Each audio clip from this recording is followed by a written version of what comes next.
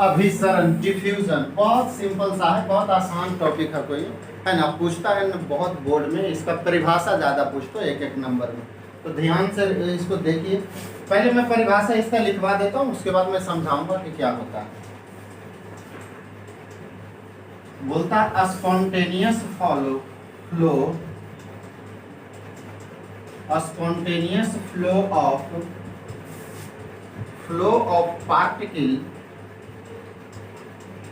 spontaneous flow of particle from high concentration to low concentration,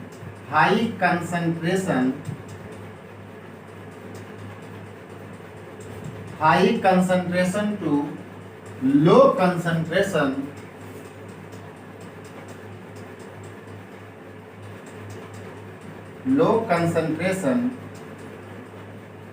is called diffusion.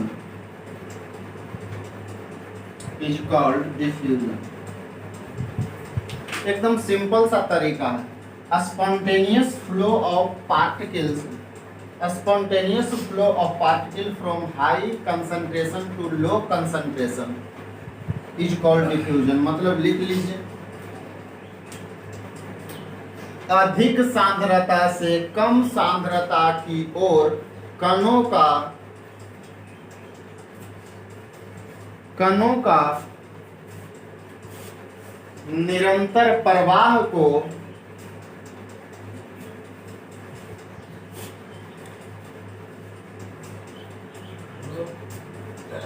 अधिक सांद्रता से कम सांद्रता की ओर कणों के निरंतर प्रवाह को अभिसरण कहते हैं। आइए, ऐसे तो नहीं समझ रहे हो, जब एग्जाम्पल देंगे तब आप समझिएगा। जरा देखो एग्जाम्पल गौर से समझिए। अब देखिए, जैसे मान लीजिए एक सिंपल सा एग्जाम्पल देते हैं। देखो कैसे लो कंसंट्रेशन से और हाई कंसंट्रेशन का मतलब क्या होता है। मान लीजिए ये टायर का ट्यूब है और इसमें जानते हैं कि बहुत प्रेशर से हवा इसमें भरी रहती है। हवा भरा रहेगा मतलब इसमें हवा का कण, वायु का कण इसमें पार्टिकल है। स्पॉन्टेनियस का मतलब होता है बिना कुछ काम किए, बिना वर्क किए, खुद से प्रवाहित होना। तो अब देखिए क्या है, ये ट्यूब के अंदर पूरा भरा हुआ है और बाहर भी हवा है। लेकिन बताइए सांद्रता हवा के कहाँ ज्यादा, बाहर में कि ट्यूब के अंदर? सांद्रता हवा का कहाँ ज्यादा, बाहर में कि ट्यूब के अंदर? ट्यूब के अंदर होगा जी, बहुत कस के दिए हुए है ना। जितना घना तरीका से ट्यूब के अंदर होगा हवा, उतना थोड़े नहीं बाहर में होगा। मतलब सांद्रता ज्यादा होगा यहाँ आपको ट्यूब के अंदर। आप थोड़ा सा इसमें छेद कर दीजिए, पूरा का पूरा हवा बाहर निकल जाता है। आइए स्पॉन्टेनियस, इसमें कोई नहीं, जबरदस्ती हम कुछ नहीं कर रहे हैं। इसलिए बहा कि इधर अंदर में हवा का सांद्रता इतना ज्यादा था इधर से कि सॉल्वेंट पार्टिकल नहीं, कोई भी पार्टिकल मूव करने लगा।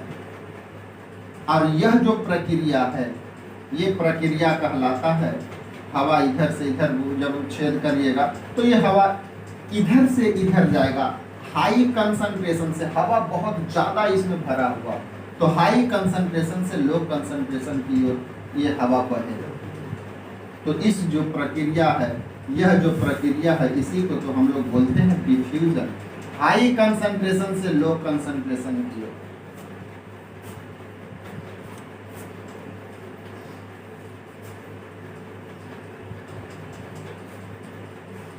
एक दूसरा और एग्जाम्पल देते हैं डिफ्यूजन का, आप और अच्छे से समझ जाइए।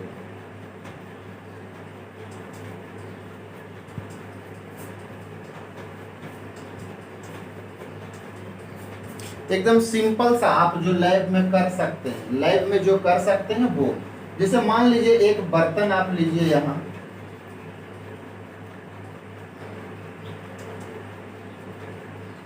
और इसमें पानी भर दीजिए। आपको देखना है कि ये सही में हाई कंसंट्रेशन से लो कंसंट्रेशन की ओर बहता है कि नहीं बहता है, तो आप ये वाला एग्जांपल लीजिए जो मैं आपको कह रहा हूं। बर्तन में आप एक पानी लीजिए, ये वाटर लीजिए,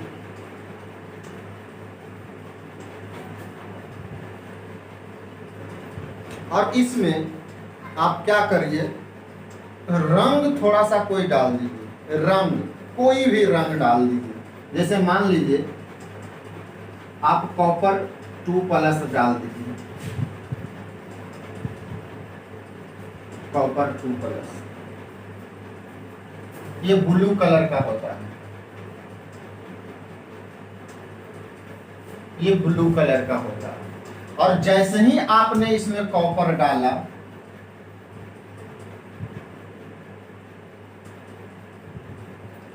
तो अब क्या होगा कि कॉपर के पास सांद्रता ज्यादा है, तो ये क्या होगा, पानी की ओर ये मूव करेगा, पानी में घुसने लगेगा, ये कॉपर के पार्टिकल पानी में जाके घुसने लगेगा। क्योंकि सांद्रता ऐसे ही समझो ना, सांद्रता तो बहुत सारा तरफ पड़े, जैसे मूलरता, मूल्यलता, उसी सब तो निकालते हैं। अब पानी में कुछ है ये नहीं, सांद्रता उसका कम है उसमें, और ये कॉपर है, इसमें सांद्रता ज्यादा है। सांद्रता चूंकि सिर्फ टोटल का टोटल कॉपर है।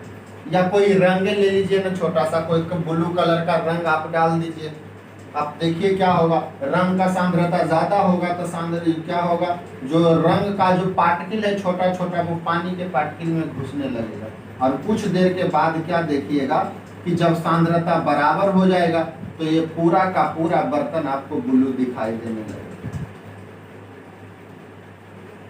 और ये कब रुकता है, जब बाहर का प्रेशर और अंदर का प्रेशर दोनों बराबर हो जाए, या दोनों का सांद्रता बाहर का और अंदर का बराबर हो जाएगा, तो फिर निकलना बंद हो जाएगा, निकलना बंद होगा। तो यह जो प्रक्रिया है, ये प्रक्रिया कहलाती है डिफ्यूजन, है डिफ्यूजन। ये पूरा का पूरा ब्लू हो जाएगा। इस कलर, क्योंकि कलर का सांद्रता ज्यादा होगा, तो ज्यादा से कम की ओर, मतलब जैसे मान लो यहाँ पे पार्टिकल ये कॉपर का, तो यहाँ पर सांद्रता ज्यादा है, तो इसका पार्टिकल इधर अगल बगल में जो पानी है उसमें जाकर के घुसने लगेगा, तो ये वाला आपको इतना दूर पूरे का पूरे ब्लू कर देगा। उसी प्रकार से ये इधर ये वाला पार्टिकल पानी में घुसने लगेगा। तो ये आपको, ये आप लैब में भी ये प्रैक्टिकल कर सकते हैं। तो ये जो प्रक्रिया कहलाता है वो अभिसरण कहलाता है, अभिसरण कहलाता है।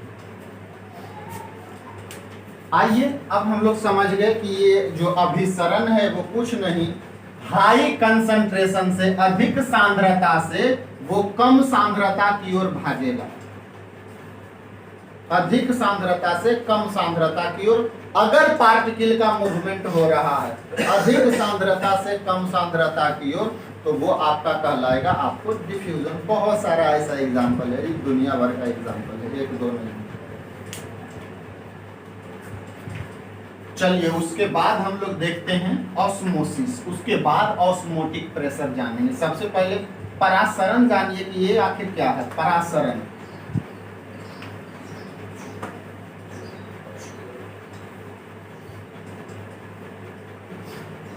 ऑस्मोसिस, देखिए ये भी सिंपल सा है। ऑस्मोसिस, परासरण, ये डिफ्यूजन का उल्टा है। ये परिभाषा आपको पूछता है तो आप ध्यान रखिएगा, ऑब्जेक्टिव में भी पूछता है। परासरण, ऑस्मोसिस,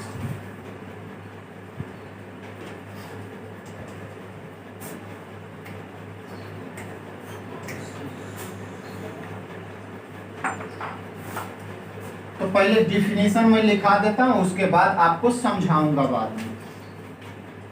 लिखिए, the movement of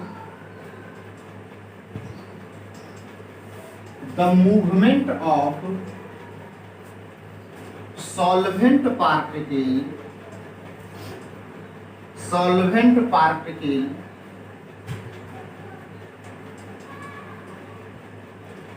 the movement of solvent particle from low concentration from low concentration solution low concentration solution to high concentration solution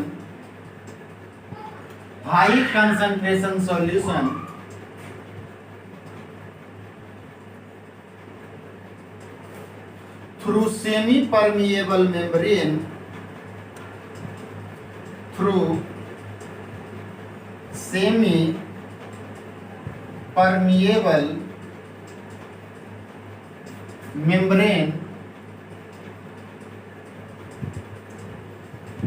जिसे शॉर्ट में SPM कहते हैं। Through semi permeable membrane is called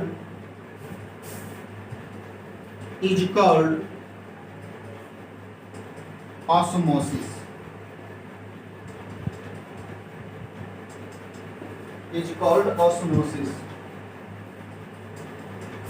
देखो एकदम simple सा है, पहले आप इसका समझ लीजिए क्या कहता है, उसके बाद मैं हर एक शब्द का मतलब आपको बताऊंगा कि ये क्या कह रहा है। कह रहा है द मूवमेंट ऑफ, ध्यान से समझिए, एक एक शब्द को देखिएगा। मूवमेंट ऑफ सॉल्वेंट पार्टिकल, मतलब सिर्फ और सिर्फ मूव करेगा, मतलब चलेगा विलायक के कण, सिर्फ और सिर्फ विलायक का कण। और फ्रॉम लो कंसंट्रेशन, मतलब जिधर सांद्रता कम है। और सांद्रता कम के मतलब क्या हुआ, जैसे मान लो एगो में एगो शरबत बनाए, एगो में 50 ग्राम चीनी डाल दिया, एगो में 1 पौवा चीनी डाल दिया। बताओ किसकी सांद्रता ज्यादा होगी, कौन मीठा लगेगा, ये मीठा लगेगा, मतलब इसकी सांद्रता ज्यादा होगी। तो वही सांद्रता का मतलब वो सॉलिड वाला पार्ट, सॉलिड की मात्रा उसमें ज्यादा होनी चाहिए, तो उसकी सांद्रता अधिक होगी। लेकिन ये ऐसा है, वो कम से अधिक की ओर भागेगा। फ्रॉम लो कंसंट्रेशन सॉल्यूशन, जो कम सांद्रता वाला विलयन है उससे अधिक सांद्रता वाला विलयन की ओर मूव करेगा। लेकिन ऐसे ही नहीं, थ्रू के द्वारा या से सेमी परमिएबल मेम्ब्रेन, यह एक जिसे हिंदी में बोलते हैं अर्ध पारगम्य झिल्ली, अर्ध पारगम्य झिल्ली के थ्रू, एक झिल्ली के थ्रू, ऐसे एक झिल्ली रहेगा। कहने का मतलब हुआ ना कि एक तरह से यहाँ रुकावट है और हमें छेद है, उससे इधर वाला अधिक सांद्रता वाला, इधर कम सांद्रता वाला, तो कम सांद्रता वाला से अधिक सांद्रता वाला की ओर मूव करेगा। पहले जिनको जरूरत है हिंदी का वो लिख लीजिए, उसके बाद फिर आप समझाते हैं, है ना।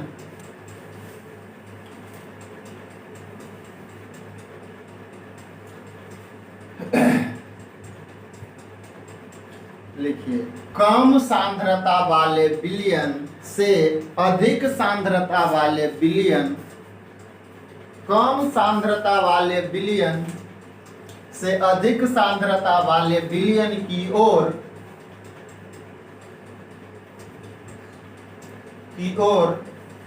विलायक कणों का की ओर, उसके बाद ऐसे लिख लीजिए, हाँ, की ओर, उसके बाद लिखिए अर्ध पारगम्य झिल्ली के द्वारा, अर्ध पारगम्य झिल्ली के द्वारा, अर्ध पारगम्य झिल्ली के द्वारा, अर्ध पारगम्य झिल्ली के द्वारा विलायक के कणों का प्रवाह को, विलायक के कणों के प्रवाह को ऑस्मोसिस कहते हैं, परासरण कहते हैं, परासरण कहते हैं। एग्जाम्पल जरा, एग्जाम्पल क्या है, इसमें तो बहुत सारा एग्जाम्पल है। मैं पहले आपको इसको समझाता हूँ, मैं सब बताऊंगा कि अर्ध पारगम्य झिल्ली होता क्या है, ये क्या है क्या नहीं। पहले आप परासरण को समझिए, ऑस्मोसिस को, क्योंकि यहाँ नहीं समझिएगा तो गड़बड़ हो जाएगी। जैसे मान लीजिए यहाँ एक बर्तन है, यहाँ एक बर्तन है और यहाँ पर मैं सेमी परमिएबल मेम्ब्रेन लगा देता हूँ, सेमी परमिएबल मेम्ब्रेन। मैं इसका मैकेनिज्म भी बताऊंगा कि क्यों सॉल्वेंट पार्टिकल इसके द्वारा पास करता है।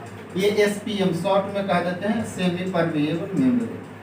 और इधर भी लिक्विड रखिए, बिलियन लिक्विड में कोई सॉल्यूशन इधर भी रखिए और इधर भी सॉल्यूशन रखिए।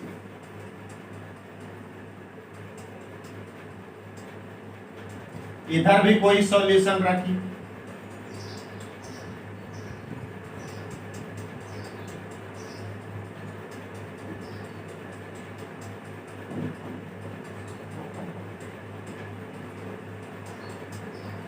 इधर भी सॉल्यूशन रखें और इधर मान लीजिए इसका कंसंट्रेशन लो है, लो कंसंट्रेशन, और इधर मान लीजिए हाई कंसंट्रेशन,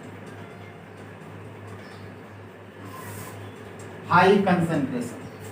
जैसे मान लो ना कि शरबत है, दूसरा एग्जांपल क्या, शरबत ले लें। इन्हें मान लो 1 लीटर पानी में 50 ग्राम चीनी मिलाए हैं, इधर 1 लीटर पानी में मान लीजिए 250 ग्राम चीनी मिलाए हैं, तो क्या होगा, इधर की सांद्रता ज्यादा होगी। इधर अगर 250 ग्राम चीनी मिलाइएगा तो इधर की सांद्रता ज्यादा होगी, इधर 50 ग्राम मिलाइएगा तो इधर की सांद्रता कम होगी। तो इस केस में क्या होगा ऑस्मोसिस में, कि अगर यह सेमी परमिएबल मेम्ब्रेन है, अगर बीच में लगा दीजिएगा तो यहाँ से जो सॉल्वेंट का पार्टिकल, सॉल्वेंट मान लो अगर आप शरबत की बात कर रहे हैं तो पानी होगा सॉल्वेंट, तो सॉल्वेंट पार्टिकल क्या होगा, ये एसपीएम के थ्रू, सेमी परमिएबल मेम्ब्रेन के थ्रू यह पानी के कण इधर की ओर मूव करने लगेगा। मतलब लो कंसंट्रेशन से निम्न सांद्रता से उच्च सांद्रता की ओर, निम्न सांद्रता और ये उच्च सांद्रता की ओर मूव करने लगेगा। निम्न सांद्रता से उच्च सांद्रता की ओर विलायक के कण मूव करने लगेगा, चीनी का कण नहीं मूव करेगा, सिर्फ और सिर्फ पानी का कण मूव करेगा। अब क्यों करेगा, क्यों नहीं करेगा, चीनी वाला क्यों नहीं पास होगा, मैं अभी सेमी परमिएबल मेम्ब्रेन आपको बताऊंगा, तो बताऊंगा कि क्यों ऐसा होता है। तो यह जो प्रक्रिया है, यही जो लो कंसंट्रेशन से हाई कंसंट्रेशन की ओर मूवमेंट जो हो गया पानी का, क्योंकि इसमें विलायक पानी ही है, तो लो वाला पानी हाई की ओर जाएगा, ना कि हाई वाला लो की ओर। लो से अगर हाई की ओर जाएगा तो यह जो प्रक्रिया है वो कहलाएगा आपका ऑस्मोसिस। ये प्रक्रिया कहलाएगा ऑस्मोसिस, परासरण, परासरण, परासरण। यह जो प्रक्रिया है वो कहलाएगा परासरण।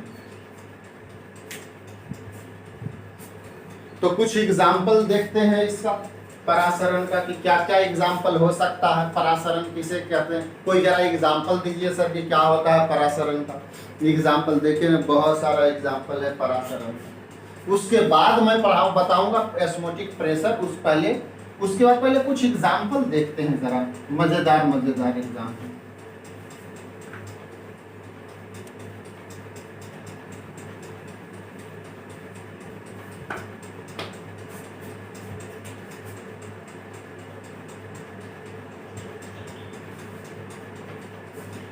जरा देखा तो गौर से, सबसे सिंपल तरीका, अगर मैंगो को, जैसे और सबसे सिंपल अचार, आप पिकल अचार जो बनाते हैं ना, सबसे सिंपल है तो वही है पिकल का बनना, है ना। पिकल अचार कैसे बनाते हैं, कैसे बनाते हैं अचार, कैसे बनता है। आप क्या करते हैं जी, कि जो आम को छोटा छोटा काट देते हैं और उसे एक बर्तन में रखते हैं, उसमें नमक डाल देते हैं, थोड़ा सा तेल डाल देते हैं, तो क्या होता है कि जैसे ही उसमें फिर आप आम का टुकड़ा रखते हैं, क्योंकि NaC अब सॉल्ट का विलयन बन गया, तो सॉल्ट का विलयन जब बनता है, सॉल्ट का विलयन बनेगा, इसमें जैसे ही नमक डालिएगा तो इसमें सॉल्ट का विलयन बनेगा। नमक बहुत ज्यादा दिया जाता है, इसमें ज्यादा दिया जाता है जब अचार बनाते हैं, नमक का मात्रा ज्यादा रहता है, कुछ तेल देते हैं, कुछ और देते हैं। तो बाहर में क्या है, यहाँ पर मान लीजिए आम का टुकड़ा यहाँ डाले उसमें, तो कुछ दिन के बाद आप क्या देखिएगा कि वह जो आम का जो टुकड़ा है वो श्रिंक हो जाएगा, सिकुड़ जाता है, आम का टुकड़ा सिकुड़ जाता है। तो ऐसा क्यों होता है? ऐसा इसलिए होता है कि बाहर में सांद्रता ज्यादा है, बाहर में सांद्रता ज्यादा है और अंदर में आम के अंदर भी तो कुछ होगा, आम के अंदर पानी है, जो पानी होगा अंदर आम के, तो वहां जो मिला हुआ रहेगा, जैसे आप कहते हैं बहुत सारा चीज आम के अंदर, जैसे काटिएगा तो गुद्दा जिसे बोलते हैं, बल्क रहता है, बल्क में पानी भी तो रहता है, तो वो जो पानी है वो सॉल्व जा करके आपको, इसीलिए तो कहते हैं कि देखो ये पानी छोड़ रहा है ना, आम का पानी छोड़ रहा है, मतलब वो श्रिंक हो रहा है, सिकुड़ रहा है, वो अधिक सांद्रता की ओर जो पानी है, पानी मतलब विलायक सॉल्वेंट, वो बाहर निकलेगा, आम से निकल करके सॉल्ट वाला, नमक वाला सॉल्यूशन में चला जाता है। तो यह भी एक एग्जांपल है ऑस्मोसिस का, ऑस्मोसिस इसमें बोल रहा है ना। तो लिख लीजिए कि when mango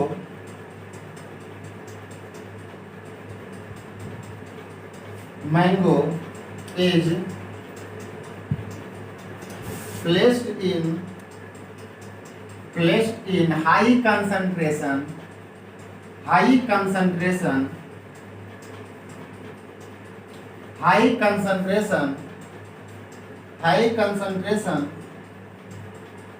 placed in high concentration NaCl solution, then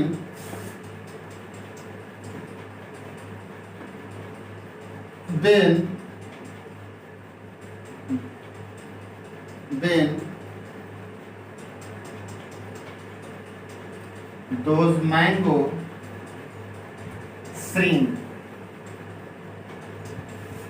due to movement of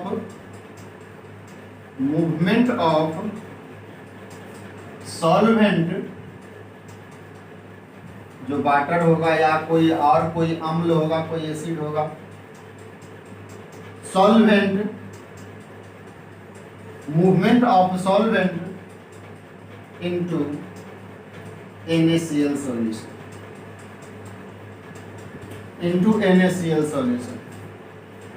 NaCl solution मतलब जब आप आम को NaCl हाई सांद्रता वाले या उच्च सांद्रता वाले NaCl के विलयन में रखते हैं तो वो आम श्रिंक हो जाता है, मतलब वो सिकुड़ जाता है, क्योंकि NaCl के विलयन में सॉल्वेंट का प्रवाह, NaCl में सॉल्वेंट का प्रवाह होता है, NaCl के विलयन में सॉल्वेंट का प्रवाह होता है। तो ये भी आप कहो कि अच्छा ठीक है सर, आप तो बोले कि ये सेमी परमेएबल मेम्ब्रेन के थ्रू जाता है, तो ये जी आम के ऊपर जो आप देख रहे हैं स्किन जो होता है, छिलका जो होता है ना, वही काम करता है SPM का, वो छिलका काम करता है SPM का, उसी के थ्रू पास करता है।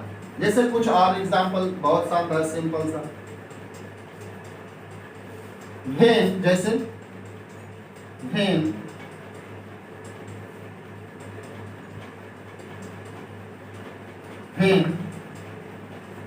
grapes are placed in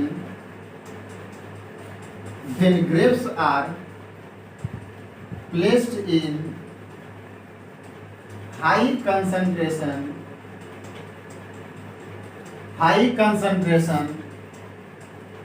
sugar solution, then grapes shrink. ये भी एक एग्जांपल है जी। जैसे मान लो यहाँ पर आपने एक NaCl का हाई चाशनी जिसे कहते हैं, शुगर का आपने हाई कंसंट्रेशन रखा, किशमिश जैसे कहते हैं, किशमिश कैसे बनता है, ऐसे ही तो बनता है। आप इसमें बहुत सारा अंगूर को रख दीजिए, तो अंगूर को रख दीजिएगा तो बाहर में हाई कंसंट्रेशन है, बहुत ज्यादा कंसंट्रेशन होना चाहिए, अंदर से भी ज्यादा, तो अंदर जो अंगूर का जो अंदर में जो सॉल्वेंट है वो बाहर हो जाएगा और ये चिपकने लगेगा। तो इसमें भी है कि हाई कंसंट्रेशन की ओर अंगूर के अंदर से जो सॉल्वेंट है वो बाहर की ओर निकलने लगता है, और यही प्रक्रिया को किया सर इसमें सेमी परमिएबल मेम्ब्रेन एसपीएम कौन है, किसके थ्रू पास करा रहे, ये छिलका, अंगूर के ऊपर आप जो छिलका है वही एसपीएम का काम करता है, वही एसपीएम का काम करता है, वही एसपीएम का काम करता है, जो ये छिलका है आपका अंगूर के अंदर, इसी के थ्रू पास करने लगता है हाई कंसंट्रेशन, लो कंसंट्रेशन से हाई कंसंट्रेशन की ओर। तो यह जो ग्रेप्स है वो आपका श्रिंक कर जाता है, ग्रेप्स श्रिंक।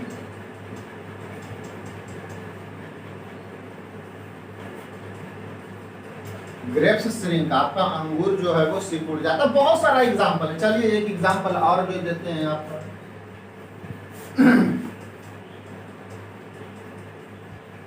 चलिए एक एग्जांपल और देते हैं, कौन सा है,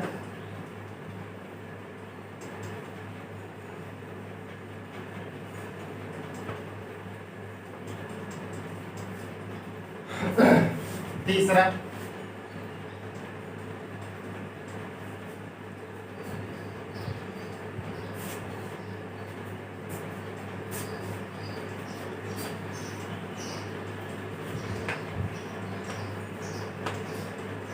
जैसे वेन ग्राम मतलब चना, placed in water, placed in water, placed in water, then after some time, after some time, gram,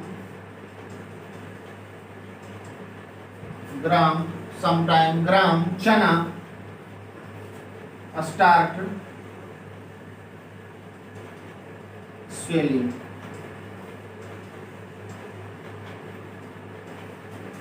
due to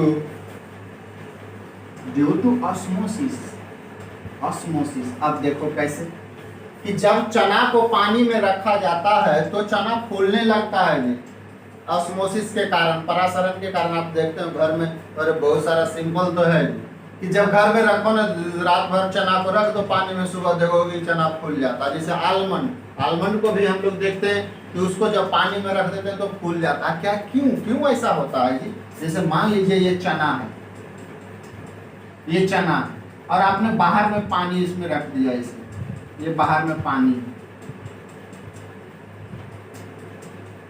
बाहर में पानी, ये चना, और इसके ऊपर ये छिलका है, चना के ऊपर तो छिलका है।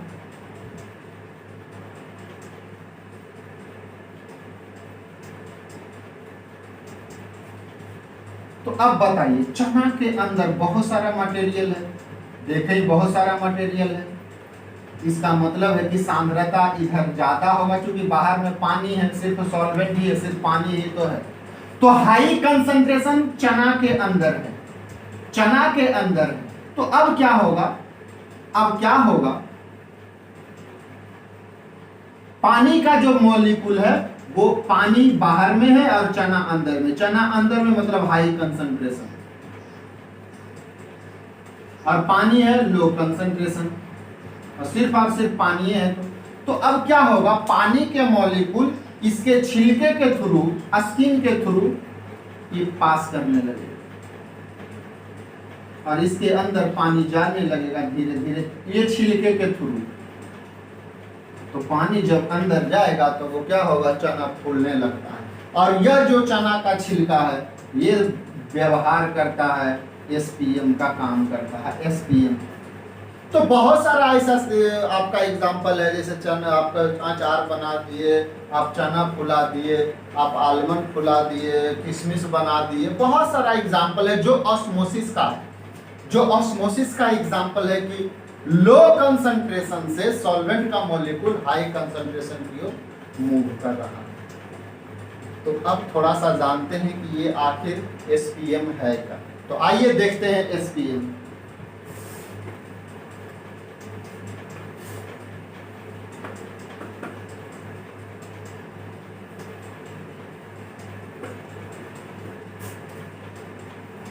है ना, सेमी परमिएबल मेम्ब्रेन। इसके बारे में थोड़ा सा पढ़ लेते हैं, उसके बाद पढ़ेंगे osmotic pressure. Semi permeable membrane,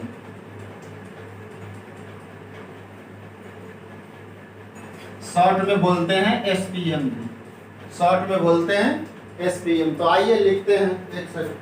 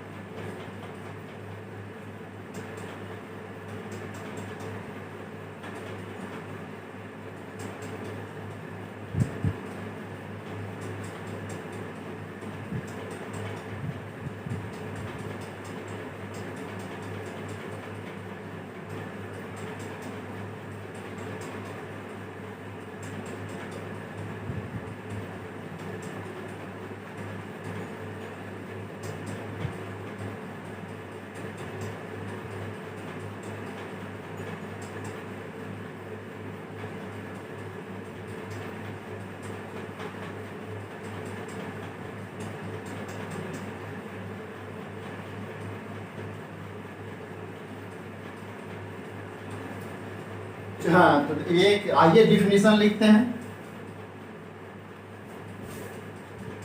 These are the substances, these are the substances which allow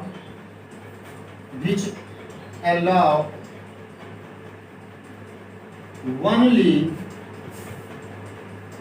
solvent particle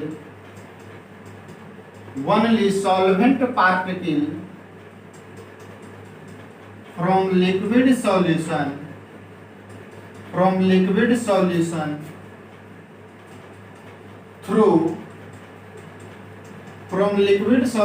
through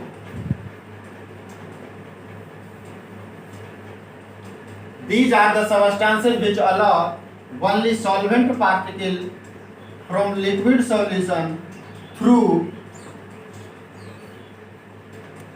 minute hole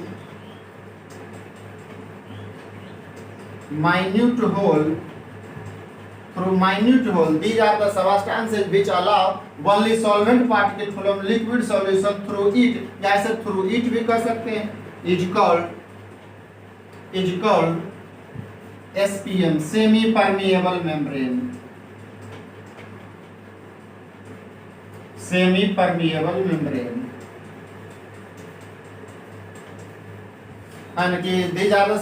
वैसा पदार्थ जो केवल द्रव विलयन से सॉल्वेंट के पार्टिकल को अपने थ्रू जाने देता है या पास करने देता है, which allow only solvent particle from liquid solution which allow to move, ऐसे भी लिख सको, which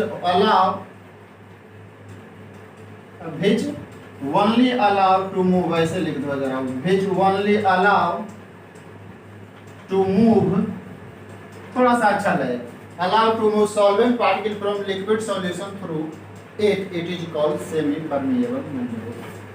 देखो यह एक सेलेक्टिव प्रकार का होता है जी, ये सेमी परमिएबल सब नहीं हो सकता, ये स्पेसिफिक एक होता है, एक ऐसा मटेरियल बना होता है जो सेलेक्टिव पार्टिकल को अपने थ्रू पास करने देता है। जैसे मान लीजिए ये एसपीएम है, ये एसपीएम है,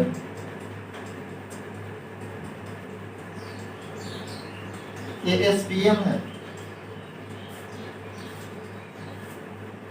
तो इसके थ्रू केवल और केवल सॉल्वेंट पार्टिकल पास करेगा, सॉल्यूट पार्टिकल पास नहीं करेगा। आपको ऐसा क्यों होता है? ऐसा कैसे होता है सर? क्या पॉसिबल है? हाँ जी बिल्कुल पॉसिबल है। सॉल्वेंट का पार्टिकल ऐसा एक स्पेसिफिक एक पदार्थ होता है जो केवल और केवल सॉल्वेंट पार्टिकल को पास करने देता है, सॉल्यूट का नहीं। जैसे मान लीजिए आपने एक चीनी का शरबत बनाया, सिंपल सा देखिए, और अगर आपने उसे सेमी परमिएबल मेम्ब्रेन के ऊपर रख दिया तो उससे केवल और केवल पानी का मॉलिक्यूल पास होगा और चीनी का मॉलिक्यूल आपको छना देगा। लिक्विड सॉल्यूशन में भी वो ऐसा होता है। ये तो ऐसा कहाँ, ऐसा कारण क्या है सर? ऐसा कारण क्या है, क्यों ऐसा होता है? तो इसलिए होता है कि एसपीएम के जो सेमी परमिएबल अर्ध पारगम्य झिल्ली, इसके अंदर इतना छोटा छोटा छेद होता है कि वह सॉल्वेंट के पार्टिकल को तो पास करने देता है, लेकिन सॉल्यूट के पार्टिकल को पास करने नहीं देता है, क्योंकि साइज जो सॉल्वेंट के पार्टिकल का जो साइज होता है वो छोटा होता है सॉल्यूट के पार्टिकल से, है ना? Means radius of solvent particle is less than radius of solute particle. Radius of solute particle. Solvent के जो कण होगा, सॉल्वेंट पार्टिकल, पार्टिकल भी लिख सकते हैं, कोई दिक्कत नहीं, और ये सॉल्यूट पार्टिकल। सॉल्वेंट पार्टिकल का जो कणों का जो साइज होता है वो छोटा होता है और सॉल्यूट के पार्टिकल का साइज बड़ा होता है, और ये इस तरह से बना होता है कि इतना साइज इसका छोटा होता है कि सिर्फ और सिर्फ ये सॉल्वेंट के पार्टिकल को पास करने देता है और सॉल्यूट के पार्टिकल को पास करने नहीं देता। ये खूबी है इसमें, ये खूबी है इसमें। तो जरा बताइए एक दो वो एसपीएम के नाम बताइए। तो एसपीएम दो प्रकार के होता है। एक तो है कि आपको natural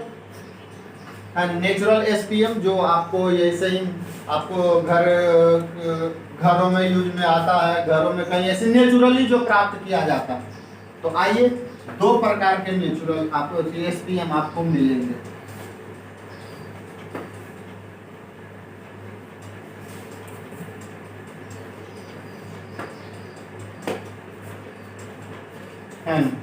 type of SPM, type of SPM. कितने प्रकार के एसपीएम होते हैं जी? दो प्रकार के, सिंपल सा बता देते हैं। एक होता है नेचुरल एसपीएम, है ना? Natural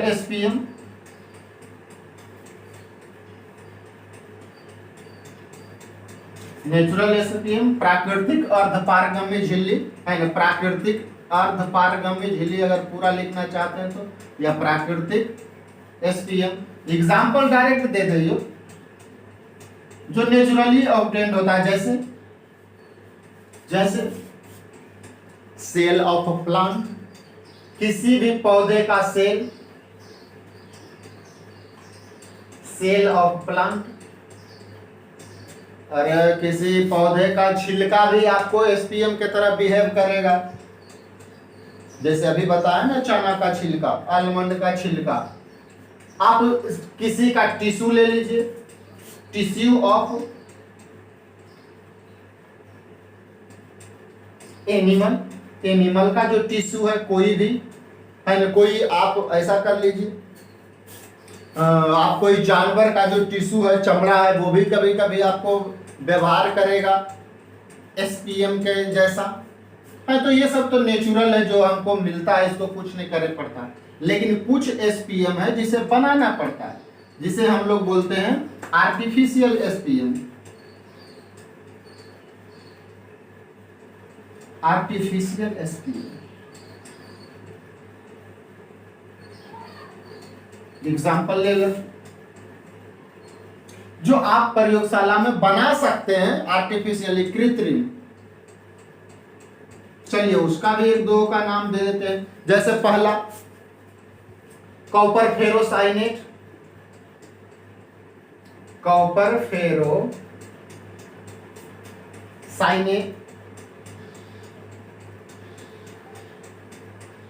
copper फेरोसाइनेट। दूसरा है ना आयरन सिलिकेट, आयरन का आप सिलिकेट ले लीजिए, आयरन सिलिकेट, है ना? जैसे आप और ले लीजिए निकेल का सिलिकेट ले लीजिए, silicate of nickel, silicate of nickel, ये भी आपको आर्टिफिशियल एसपीएम के तरफ बिहेव करेगा, है ना। इसके थ्रू भी सिर्फ और सिर्फ सॉल्वेंट पार्टिकल पास करेगा। ये बनाया जाता है इस तरह से, आपको लैब में आपको मिलेगा, क्योंकि इसका भी इस्तेमाल किया जाता है, अगर जरूरत पड़ता है तो इसका भी इस्तेमाल किया जाता है।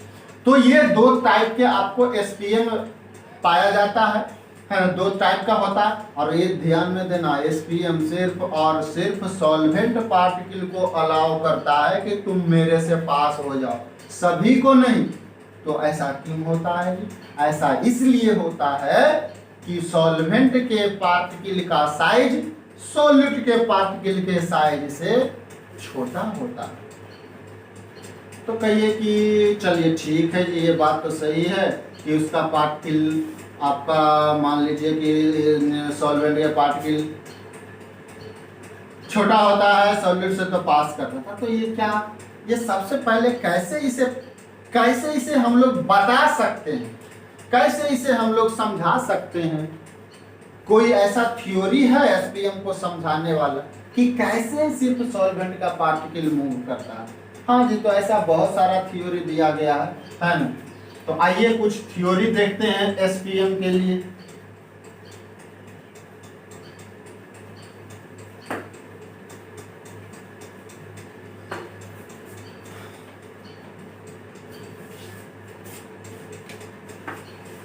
है ना, तो दो थ्योरी देखते हैं कि कैसे इसको बताने का दो थ्योरी दिया गया कि कैसे हम समझा सकते हैं कि एसपीएम वर्क करता है। तो पहला तो एक है सिव थ्योरी। सिव थ्योरी छलनी वाला, यार एक छलनी सिव छलनी, जिसे आटा घर में चालते हैं, है ना, वो सिव थ्योरी। ये दिया गया है कि ऐसा कहा गया है, ऐसा बताया गया कि एसपीएम के अंदर छोटे छोटे छेद, छोटे छोटे होल हैं, और वो होल छलनी के जैसा है, और वो होल इतना छोटा है कि सिर्फ और सिर्फ उससे सॉल्वेंट का पार्टिकल पास कर सकता है। इतना छोटा इसके अंदर होल है, एसपीएम के अंदर होल होता है। तो इस बोला गया कि ये छलनी के जैसा मतलब बहुत छोटा छोटा छेद है एसपीएम में, जिससे सिर्फ और सिर्फ सॉल्वेंट पार्टिकल पास कर जाता है ना। तो आप एक लाइन इसमें भी लिख दीजिए कि it is said that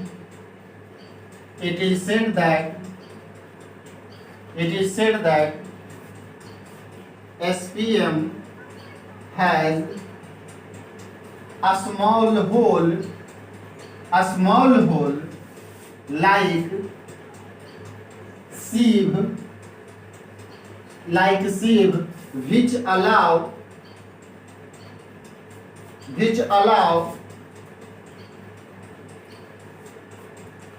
allow only solvent particle to move through it because size of solvent particle is a small. Because size of solvent particle is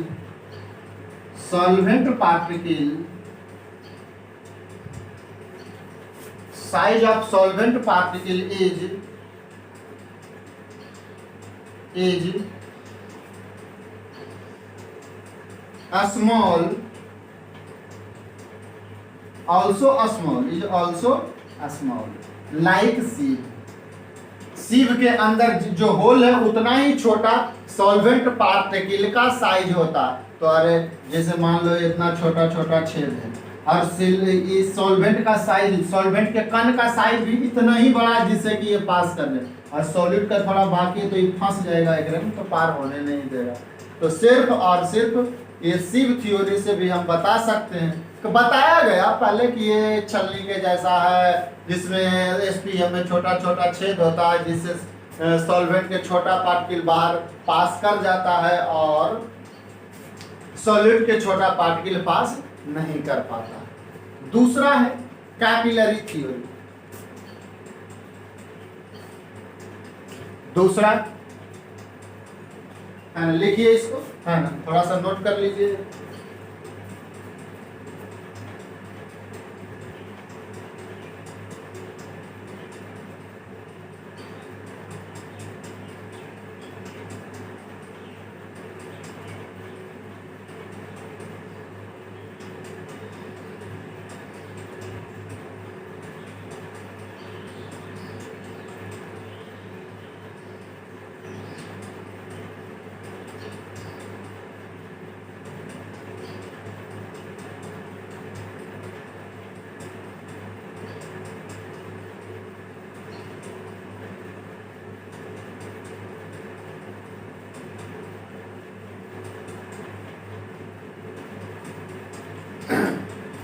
हाँ लिख लिए। चलिए दूसरा देखते हैं कैपिलरी थ्योरी। कैपिलरी थ्योरी, दूसरा थ्योरी है capillary का।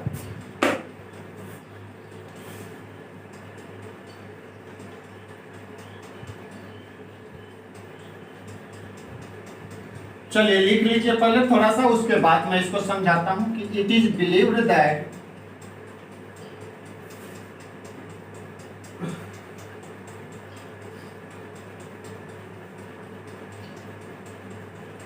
it is believed that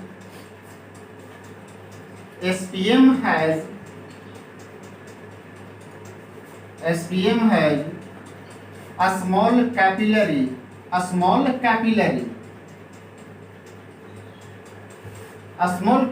छोटा छोटा कैपिलरी है, इस तरह का छोटा छोटा कैपिलरी है ना, a small capillary which allow only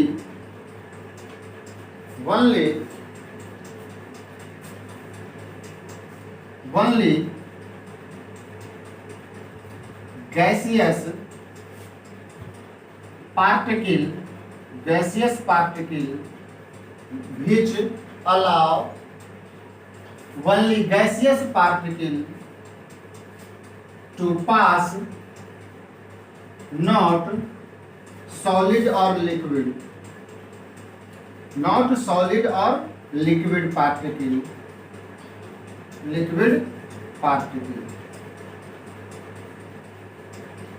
and ये कैपिलरी में बताया गया था, इस थ्योरी में कहा गया था, and it move from high vapour pressure to low vapour pressure, high vapour pressure to low vapour pressure.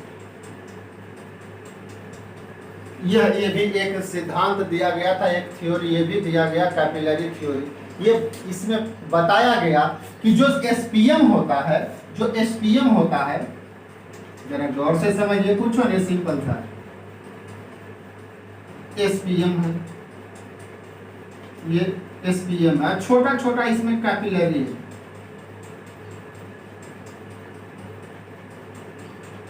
छोटा छोटा पाइप के जैसा, पतला पतला पाइप के जैसा, और यह जो है वो केवल और केवल गैसियस पार्टिकल को, वेपर को अपने से पास करने देता है, सॉलिड और लिक्विड को नहीं। तो कहता है कि जब लिक्विड होगा, इधर लिक्विड होगा, ये बताया गया है इसके द्वारा कि जब ये लिक्विड वाला पार्ट, लिक्विड जो है वो वेपर में जब कन्वर्ट होगा तो यह जो वेपर है वो इससे पास करेगा, वेपर पास करेगा इधर से, लो कंसंट्रेशन से हाई कंसंट्रेशन की ओर इधर से पास करेगा, और हाई वेपर प्रेशर से इधर वेपर प्रेशर ज्यादा होगा, जिधर से पास करेगा उधर वेपर प्रेशर ज्यादा होगा, और जिधर की ओर जाएगा उधर का वेपर प्रेशर कम होगा, तब वो पास करेगा। ये बताया गया था कैपिलरी में। बहुत सारा ऐसा कुछ सही भी हो सकता है, कोई गलत भी हुआ था, ऐसा थोड़ा ये बताया गया था वैसा, है ना? लेकिन मान के चलिए लगभग ये बात सही भी हो सकती है, सही भी है भी लगभग। अगर आप माइक्रो लेवल पर देख करके अगर चेक करिए तो ये भी थ्योरी आपको कहीं ना कहीं कुछ आपको सच्चाई बताता है, कुछ आपका सीख वाला भी थ्योरी कुछ न कुछ आपको सच्चाई बताता कि सही बात है, ये छोटा छोटा साइज है उससे पार हो जाता है। तो ये तो मैंने आपको बताया दो चीजें, ध्यान दीजिए, गौर से जरा देखिए क्या क्या हम लोगों ने पढ़ा। एक तो डिफ्यूजन, जो हाई कंसंट्रेशन से लो कंसंट्रेशन की ओर कोई भी पार्टिकल मूव करेगा। दूसरा हम लोगों ने देखा ऑस्मोसिस, एकदम सिंपल सा, याद ज्यादा रटना नहीं, बस समझ जाना और अपने मन से लिख देना। ऑस्मोसिस क्या, लो से जाना है हाई की ओर, लो कंसंट्रेशन से हाई कंसंट्रेशन की ओर, लो कंसंट्रेशन से हाई कंसंट्रेशन की ओर, लेकिन थ्रू एसपीएम, ये ध्यान देना, अर्धपारगम झिल्ली के थ्रू, और वो भी केवल और केवल सॉल्वेंट पार्टिकल का मूवमेंट, वो कहलाएगा आपका सॉल्वेंट, सॉरी ऑस्मोसिस। उसके बाद हम लोगों ने देखा SPM, semi permeable membrane. Semi permeable membrane एक ऐसा पदार्थ है जो केवल और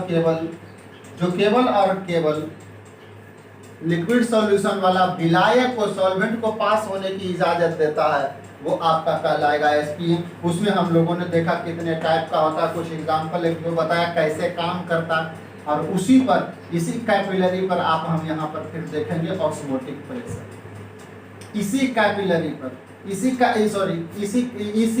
थ्योरी, इसी सिद्धांत पर बेस्ड आपको अब जब मैं बताऊंगा कि ऑस्मोटिक प्रेशर क्या होता है, तो वो आपको इसी थ्योरी पर लगभग आपको वो सिद्धांत, इसी सिद्धांत पर वो भी ऑस्मोटिक प्रेशर भी आपको उसको डिस्क्राइब किया जाता है, इसी पर लगभग कैपिलरी पर। क्या कहता है ऑस्मोटिक प्रेशर, तो आइए देखते हैं ऑस्मोटिक प्रेशर थोड़ा सा।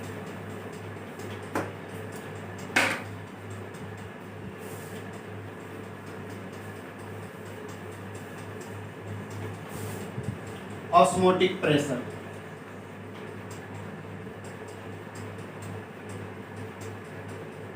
परासरण दाब, तो लिखिए that pressure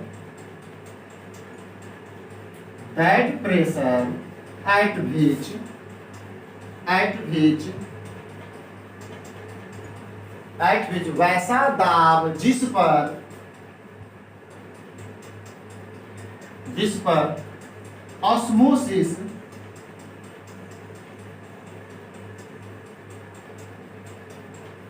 that pressure at which osmosis stops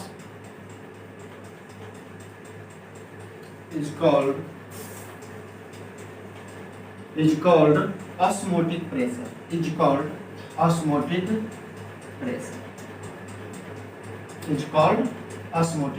simple सा, एकदम सिंपल सा एक परिभाषा, और मैं कल लिखाऊंगा, कल इसको थोड़ा सा बेहतर, मतलब नेक्स्ट क्लास में, नेक्स्ट लेक्चर में हम लोग देखेंगे इसको थोड़ा सा, कल भर और है कुछ क्वेश्चन 5-6 इस पर करेंगे, और थोड़ा सा ऑस्मोटिक प्रेशर के बारे में पढ़ेंगे, फिर रिवर्स ऑस्मोसिस के बारे में पढ़ेंगे, है ना, जिससे आपका एक्वागार्ड चलता है ना, एक्वागार्ड इसी थ्योरी पर वर्क करता है, रिवर्स ऑस्मोसिस पर, जो हम लोग कल बताएंगे, तो जैसे शोधन करते हैं, प्रतिशोधन पढ़ेंगे, है। एक थ्योरी और लिखाएंगे कि ऑस्मोटिक प्रेशर इसी के जैसा, बस एक लैंग्वेज थोड़ा सा डिफरेंट है ना, हम लोग देख लेंगे। सिंपल सा कि जैसे आप ये ऑस्मोसिस है, हो रहा है, यहाँ 2 बर्तन ले लिए, इधर हाई कंसंट्रेशन है, इधर लो कंसंट्रेशन है, तो लो से हाई की ओर इधर सॉल्वेंट मूव कर रहा है, इधर से इधर, तो इस पर इतना दबाव लगा दें कि ये जो सॉल्वेंट पार्टिकल है इधर मूव करना बंद हो जाए, इतना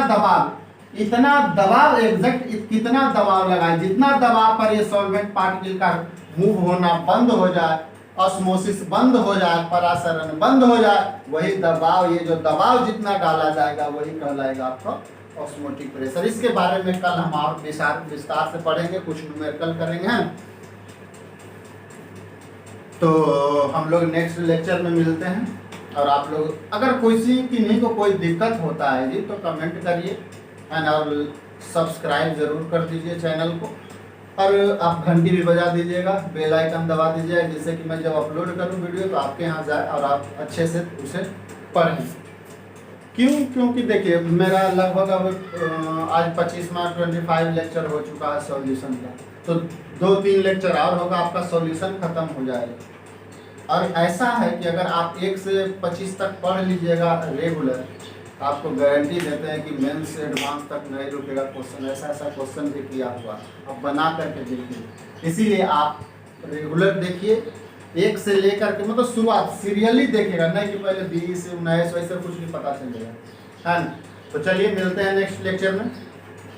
चैनल को सब्सक्राइब कर दीजिएगा सब लोग।